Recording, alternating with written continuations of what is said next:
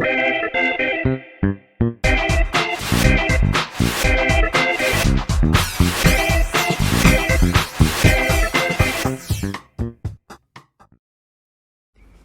so hello everyone, this is Anita Kéri from the Association for Creative Education, and in today's podcast, my guest is Lucas Nardin, a co-founder of NOWA Jeans. Hello Lucas, hi.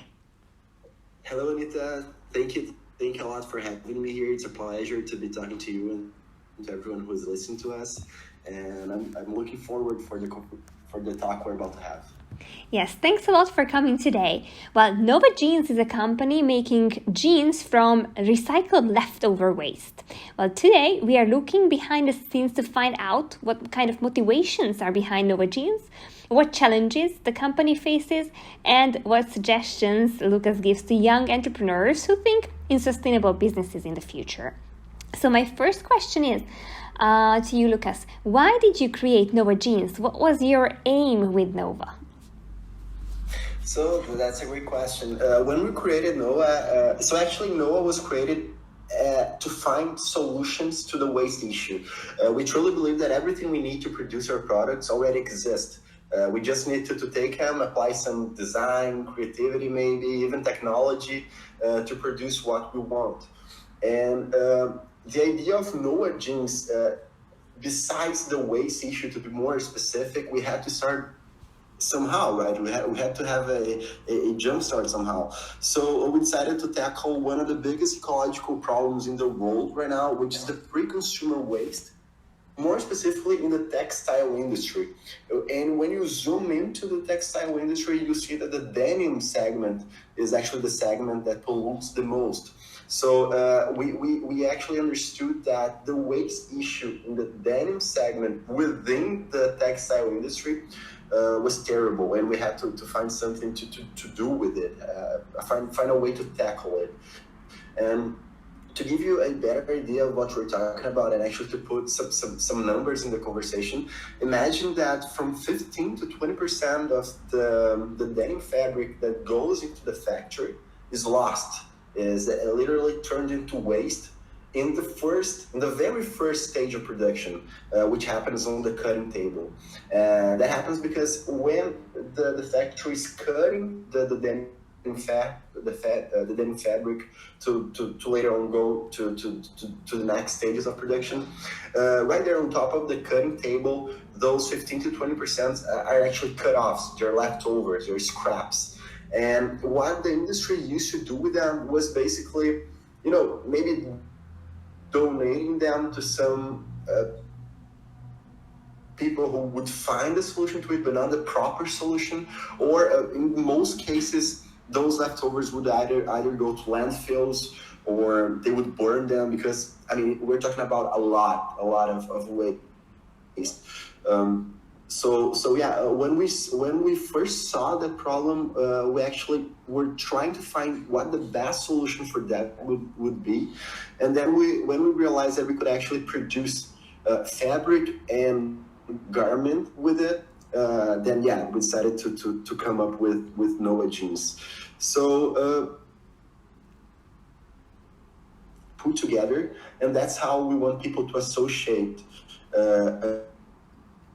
us with. So we actually want to be not only no waste fashion as we are right now, but the no waste brand in a more general way. So that's how we position ourselves today, as no waste fashion.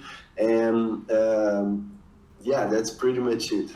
Yes, thanks a lot. And I think that this idea of going towards no waste fashion is something that makes your products unique, because this would have been my next question, that other than being made from leftover material, what makes NOWA Jeans products unique? What makes us unique is, of course, so we have as our biggest competitive advantage how we do it and why we do it. And we truly believe that when people hear our story and learn what we're doing, they get inspired somehow, and they truly like us. We're not talking about people that, I'm not saying that they will buy from us, but they will like from us. And here we have a lot of data and a lot of experience to back that up. That whenever we talk, for example, with consumers, they listen to us, they know what we're doing, they know why we exist, and they sympathize with us. That also happens for when we're talking about B2B in the B2B market. So here I can say about marketplaces, such as the big ones, for example, Zalando, El Corte Inglés from the Iberian Peninsula, but even some retail stores, when they know what we're doing, they like. But how we surprise the consumers that when they see, and more specifically than that, when they actually wear our products, they love it. It feels good. It's a very soft denim fabric. When we're talking about recycled fabric, people may assume it's rough, it's rigid. Ours isn't. It's very smooth. It's very soft, and it's very comfortable. So we know that we have an amazing product in terms that it fits well, it is comfortable, and it looks good. Besides that, we are no waste, and that's how we do the stuff here at NOWA. Yeah, thanks a lot. And I think it highlights pretty well how unique the products are. Okay, so now you have an amazing product. And yeah. May also. Oh, sorry. Yeah, we're lagging a little bit here, but let me just add that that's something we truly wanted to bring to the responsible fashion sector. That we saw that many brands out there, they're doing an amazing job, a fantastic job. But some of the times, or maybe even most of the times, the products out there in the market are dull. They are, they're not really fashion. So we saw that many brands, many retailers, the way how they produce their products is amazing, but the final product may not be as great as the idea behind it, So actually we wanted to give people the option of still buying fashion somehow, and at the same case being responsible. So yeah, that's pretty much the idea. Okay, yes, and that's an amazing idea behind it, I think. And now that you mentioned that how the products are made, how can you make sure that the customers really know where these materials come from? So how can you build trust? How can you create trust in your customers that this is really what the company is doing, that you are really using recycled textile, you are really using leftover waste? Yeah, that's a great question, because now we're talking about a key point in the responsible and sustainable fashion market. So the way the market deals with trust is actually through certifications, right? So, and for that, we have two of the best certification available there. So we have Global Recycled Standard, which attests for our recycled product, our recycled fabric. And we also have one, so we produce in Brazil. And in Brazil, we have a certification called ABVTEX, which attests, and the factory that produced for us has the gold standard in this ABVTEX certificate. So that attests for their social responsibility practice. So that's how the market sees it, and that's how the market deals with the trust issue. Because imagine, so the retailers, they have to have some sort of proof that what you're doing, that what you're telling them, it's what you are actually doing, right? And they cannot all the time go to the factory and audit the factory and check whether you're saying is correct or not. So the certifications come from that. But honestly, at NOWA Jeans, we know that even though we have some quite good certifications, so on that we're doing quite well. That's what the market demands, but that's not how we truly believe it should work. So, for example, in our social media, every now and then we share how our production is done. We also, for the next year, we want to start producing some reports on what we're doing. Those third-party audited as well. We know that also builds trust, and I'm pretty sure building trust comes from this. So communicating, educating, letting the consumers know what you're doing, what you're struggling with. Why you're doing that, and that's important. So, for example, in the fashion market, what we see is that many brands, I'm talking here about larger brands, which are shifting to the sustainable, they're trying to shift how their brands are associated with sustainable fashion to a more positive way, of course, by saying that what they will be doing. So, for example, I'm X brand, and by 2025, I'll be doing this. So that basically says that right now we are not doing that. So we're not sustainable, we're not responsible. So that basically it. And the opportunity we have here as NOWA, but also as a new brand, that so also the other new brands, they also share this opportunity, is that since the beginning, since the start, we can choose something, we can do something genuine, something that people will believe, because they know that since day one, this is how it was done. So, of course, building trust isn't something that happens from one day to another, that happens overnight. But we know that by communicating, by educating, and by showing how and what we do, this may happen. This may happen. Yes, thanks a lot for going into the trust issue, because I think it's truly important that you have customers who really trust the brand and know that everything is done in an ethical way. And my next question is connected to this basically. So what are you selling really? Is it the product you are selling, or a promise? A promise meaning becoming or having a better and more sustainable future?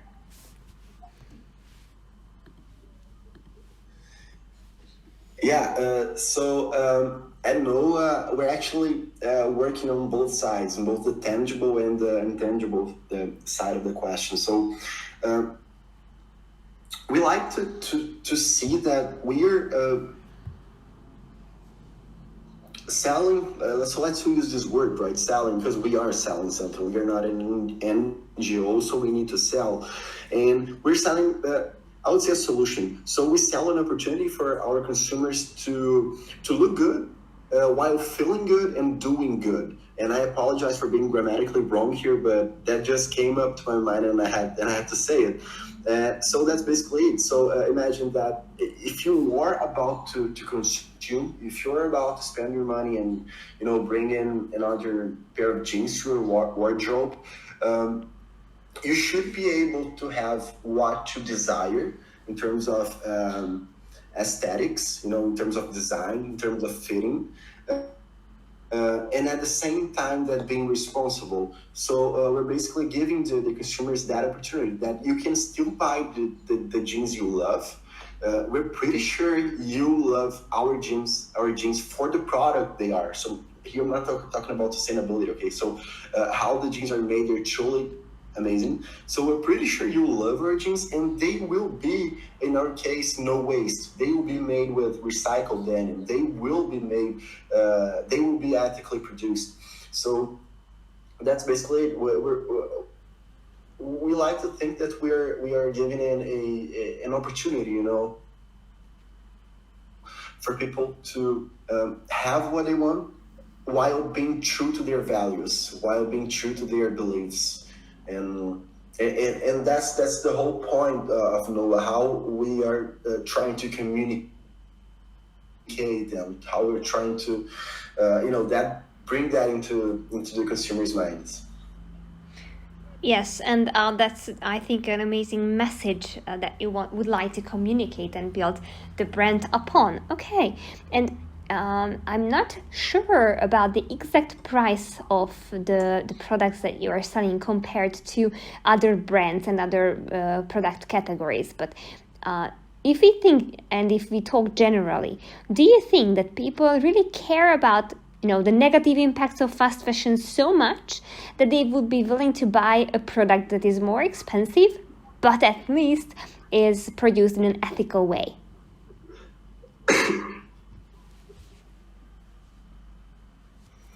I think that some people do care about it. Pretty sure that an even larger chunk of those people will care about it. But of course, some people will never shift their mindset towards a more conscious shopping. Some people will just remain doing what they've always done. So I was just reading. I was actually in a webinar a few days ago that I took a screenshot of a slide. No, actually, this was a physical. I was actually attending the meeting, and in that one of the speakers. This is old, and definitely the information I'm about to share with you definitely got even better. That in Germany, which is the largest consumer market in Europe, especially for our category, 69% of the consumers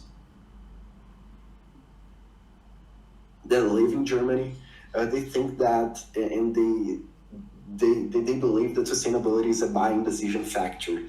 So 69% of those. And out of those 69s, we know that, okay, most of them, they believe that sustainability is a decision factor, but they're still undecided. Maybe for those people, the sustainable brand values need to be very visible, so they actually opt to buy the product. So this is not something they're actively looking for it, but passively doing so. So if the company really communicates with those people well, you get them. So that's a lot. And I'm pretty sure that out of those 69%, this was 59%. And the last 10% of those, the speaker called them as men or women of conviction. So people who actually leave their homes or actually open their laptops or even go on their smartphones looking for sustainable brands. So they first, okay, so I need to buy what? I need to buy a t-shirt. Okay, so let me go check what are the most responsible sustainable brands out there that I can buy that will suit my need. So we're talking about Germany, which is a major market, and we know that a lot of what happens in Germany reflects to other markets as well. There is this spillover effect, right? So once again, for 69% of the consumers in Germany, sustainability is a buying decision factor. Out of those 69, so when you compose those 69, right, not out of them, but when you compose them, 59% are undecided, so they will opt for a sustainable brand when they get to the chance to see how sustainable the brand is. But 10% of those are they have the conviction that they have to buy something truly sustainable, truly responsible. So that's amazing. So coming back to your question, a lot of people will keep buying from fast fashion, and I'm pretty sure a lot of people won't have their mindsets changed. But all the data we have all the information I've been reading about this, it all says that it all points in the direction that there is already a very large chunk of the market that demands sustainable brands and products, and an even larger chunk of that that's still being convinced, or that's still that is open to this. So that's a very, very nice opportunity. That's an amazing one. Yes, and what you mentioned, the numbers here are amazing, and hopefully also it will happen that nowadays, this is only Germany, but in the future it will be reflected throughout Europe or across Europe, or even higher percentages of people would like to buy sustainable fashion. And basically my next question is connected to this, is that You are a company, of course, aiming for profit, but together with profit, you would also like to educate people. In this case, in your marketing communications, how is it possible to communicate to your consumers? Because you want them to purchase the clothes, but you don't want them to over-purchase, of course. So how many is enough, and how can you communicate this in terms of marketing?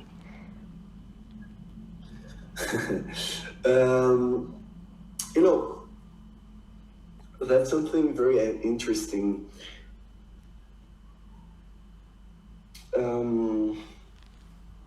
So when we can actually, let me talk about the feedback we've been having. Okay, so a lot of people, even though we are quite a new brand, and so our digital exposure isn't that good yet. We already have some very nice followers on our social media, and they do interact with us sometimes. And we receive some messages that, for example, people that, now I'm missing the correct term for that, but maybe we can help me with that. That people that like to have a small wardrobe. So yeah, the capsule collection. Yes, capsule wardrobes. Yeah, that's right. Yeah, right. And we saw that a lot of people with that mindset, they had jeans and they shipped over to NOWA. So we are doing a good job communicating with them. But at the same time, we know that our target audience. So coming back to the previous question that we're talking about, how the consumer market is looking at sustainable brands and products. So our target audience is actually not that much of those 10% of people that are convicted that they have to buy sustainable products. We love them, and we love having them as consumers, and we know that we do have some of them already, which is amazing. But actually, we're targeting the 59% of those people that would buy something sustainable if they were to opt between a traditional pair of jeans and NOWA jeans. So, for example, I'm talking about if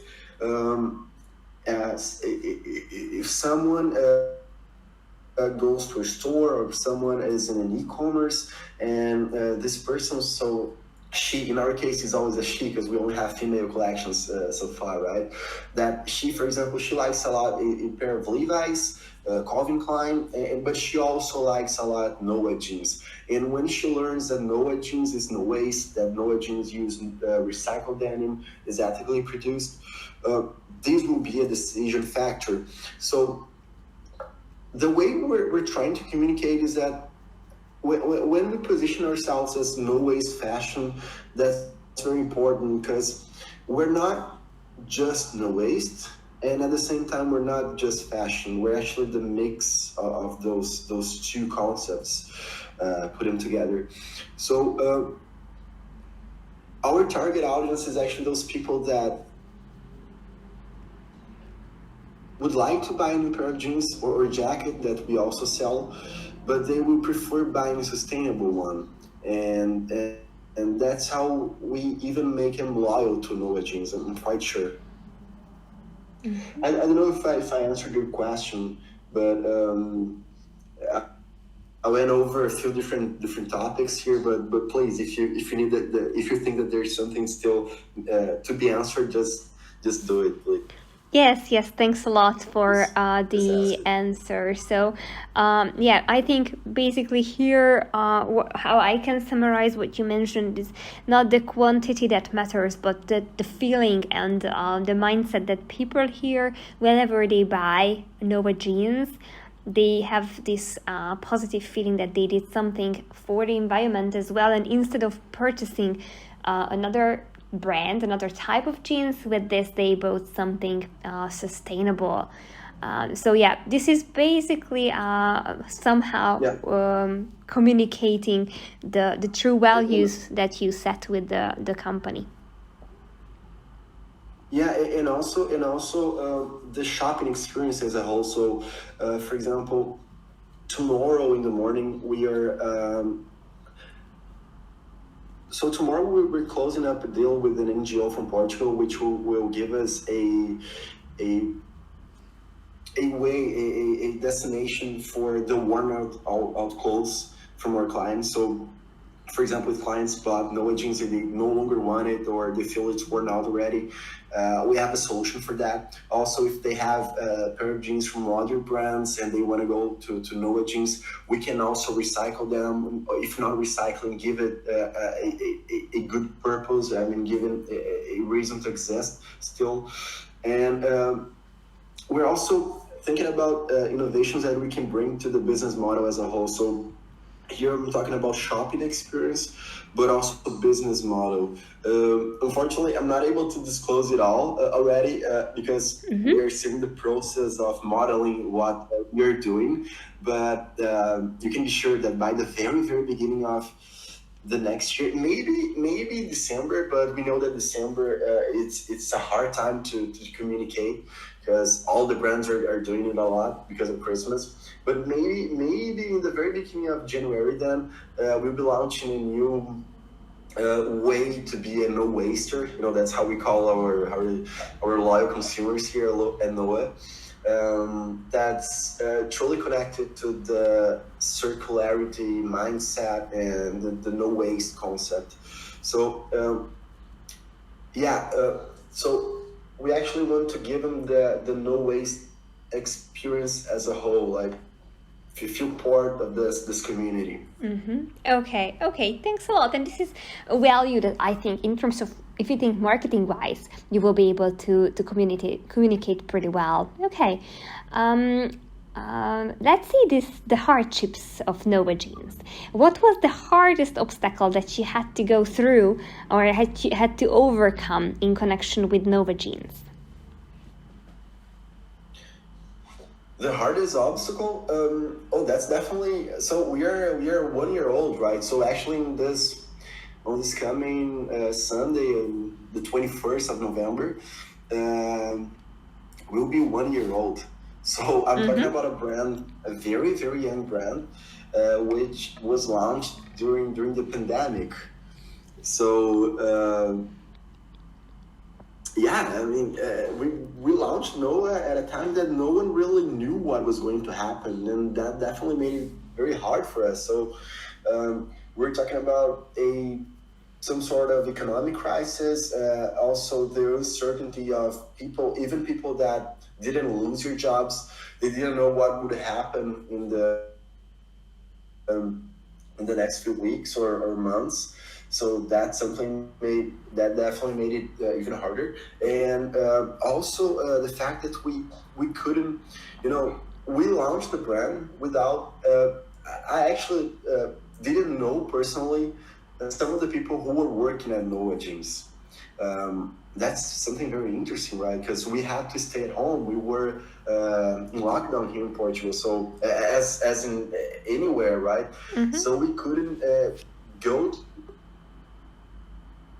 talk to them, have meetings, really connect with people who were also thinking NOWA Jeans, what we do, what we are going to do, how we're communicating, and that they definitely made it even harder for us.